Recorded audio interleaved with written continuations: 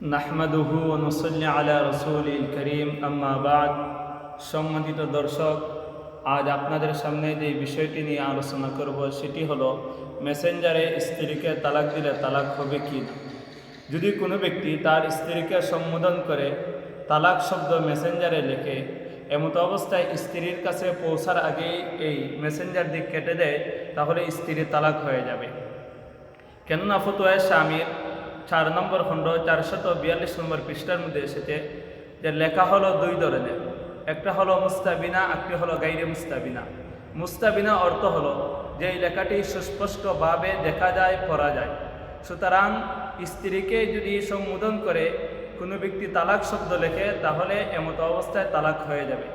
আর যদি লেখাটি গাইরে মুস্তাবিনা হয়, যেটা অস্পষ্ট, দেখা যায় না, পড়া যায় না, তাহলে এমতো অবস্থায় স্ত্রীর তালাক হবে না, যদিও নিয়ত করে।